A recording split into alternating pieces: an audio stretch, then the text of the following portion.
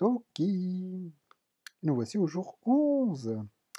Et le titre de cette leçon est une référence que vous avez, j'espère. Si vous ne l'avez pas, de toute façon, je vous l'expliquerai à la fin, ne vous inquiétez pas. Petit mot de vocabulaire. Le plus petit et le premier. A. A, c'est la marque de l'exclamatif. On s'exclame A. C'est le premier mot du dictionnaire Tokipola. A. Il s'utilise également pour dire en fait. Par exemple, dans une phrase pour souligner le fait qu'on veut vraiment dire ça. Mais tu sais, j'y crois vraiment en fait. Mi sona ni a, par exemple. Mais il y a des variantes, parce qu'on peut dire ha ha. Alors là, c'est le interro exclamatif. C'est ha ha, enfin, ah oui, ça y est, j'ai compris. Quoi. Ah, ah, on répète 2 fois la syllabe. Et si on l'a dit 3 fois, eh bien tout simplement, c'est une exclamation joyeuse, puisqu'on est en train de rigoler. Donc maintenant, vous savez rire en tokipona. On va parler du mot tasso. Tasso, ça veut dire mais ou seulement. Par exemple, tokipona tasso, ça voudra dire en tokipona seulement. Mais tasso sert aussi à lier 2 phrases d'une certaine manière, en disant phrase 1, blablabla, il s'est passé ceci, tasso, c'est-à-dire mais ou seulement il s'est passé cela, ou mais je ne suis pas d'accord, par exemple. Alors sachant comment on utilise tasso, vous devriez être capable de me traduire cette phrase assez facilement. Soweli sina lipona a tawami. Tasso miken ala yo e ona.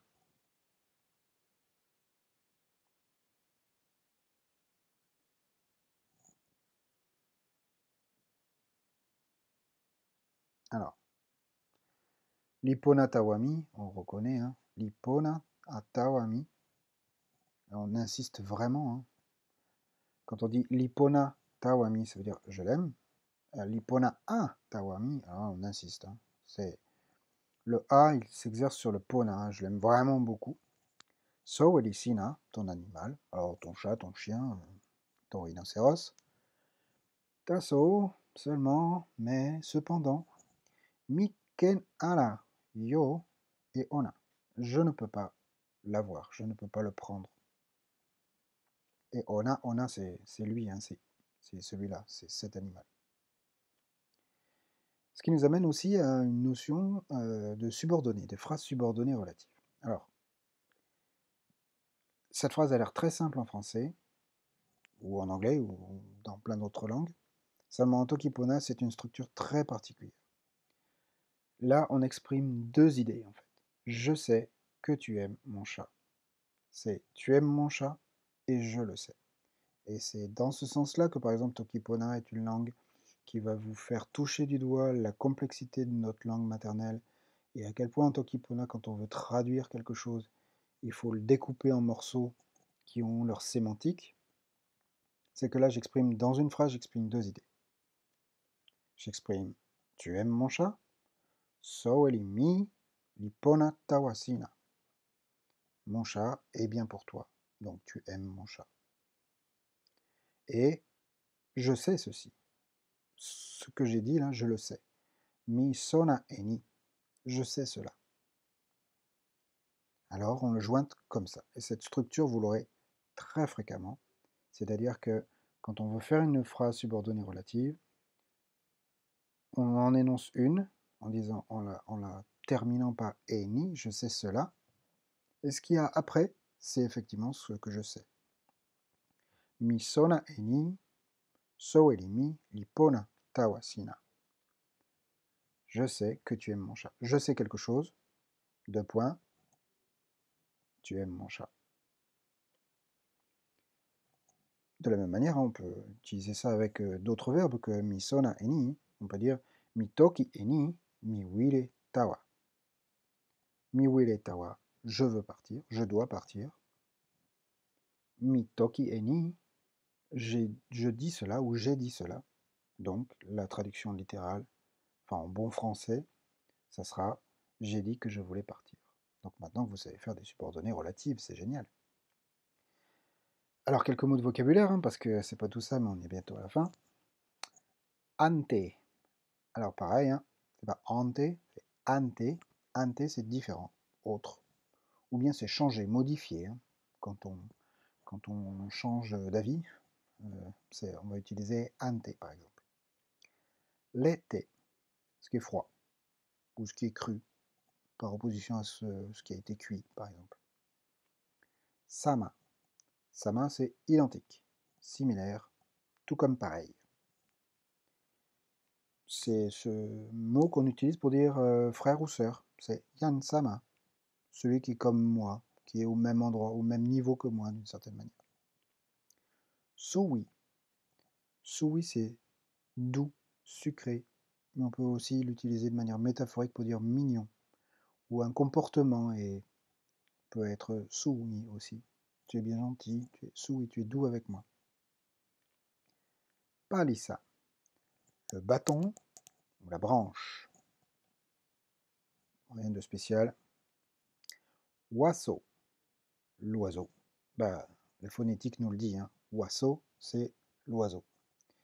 Ou le volatile dans son sens le plus large.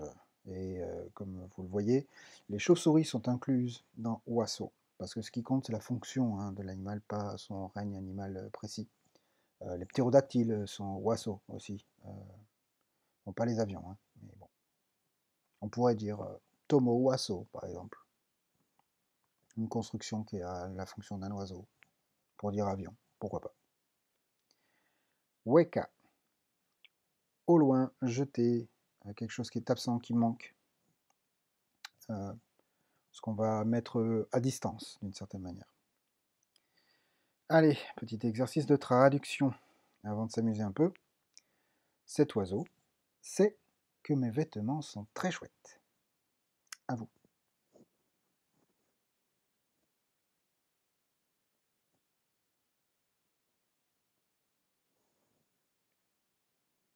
Alors là, on utilise la subordonnée. Hein. Oiseau ni, li sona e ni. L'ennemi, li pona a. Donc, l'oiseau sait quelque chose, deux points. Mes vêtements sont très chouettes. Alors s'ils sont très chouettes, hein, j'ai mis le A pour insister sur pona a. Ils sont vraiment très chouettes.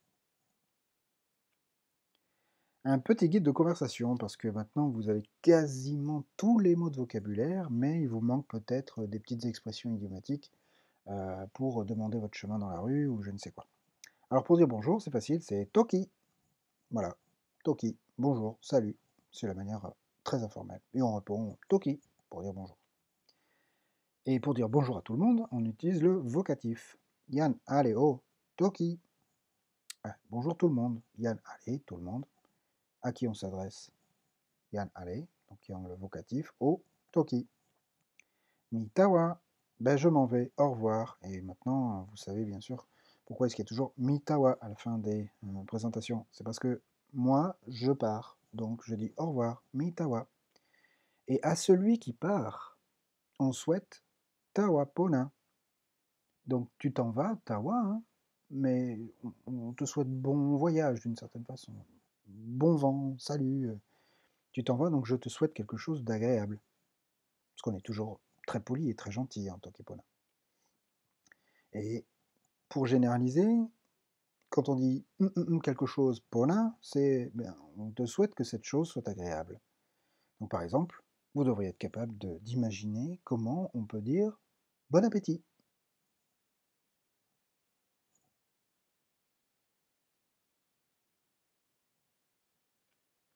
Eh bien, bon appétit, ça se traduirait par que manger te soit agréable. Donc, moku pona. Manger, agréable. Que manger te soit agréable. On pourrait utiliser le vocatif aussi. Hein. O moku pona. Ou bien yan aleo moku pona pour dire eh bien bon appétit à tout le monde. Pour demander comment on va, on peut dire sina pilin seme.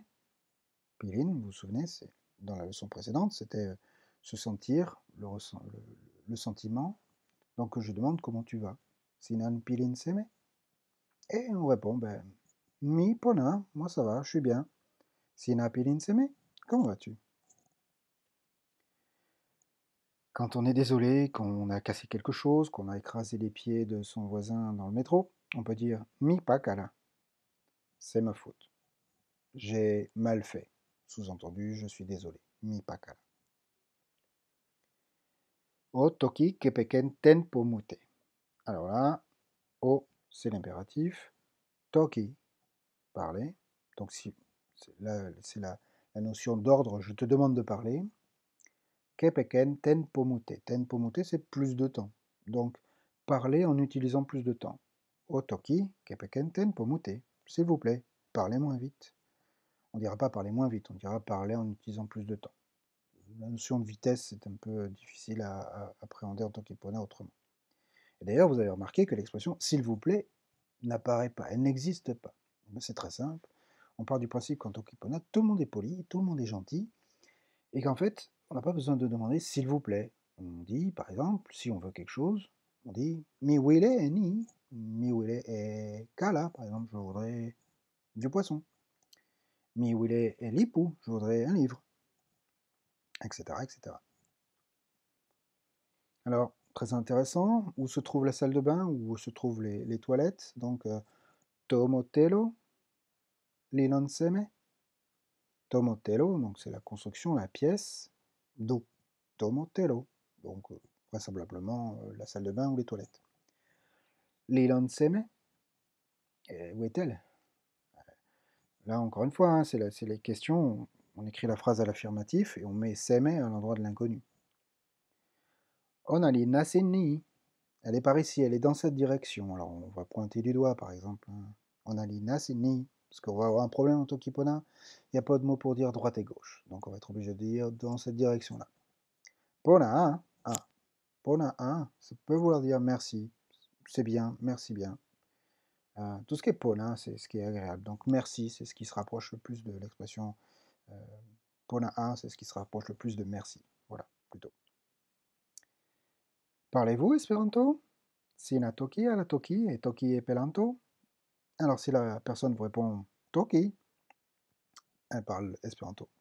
Si la personne vous répond toki, elle ne parle pas espéranto. Par contre, dans les deux cas, si elle vous répond, c'est qu'elle parle aussi tokipona. Et enfin, citation indispensable d'un sketch des Monty Python sur le Hungarian Phrasebook. Tomo tawa supami, pilon sewi, lio e kala linea mute mute. Mon aéroglisseur est rempli d'anguilles. My hovercraft is full of eels. C'est tout pour aujourd'hui. Mitawa.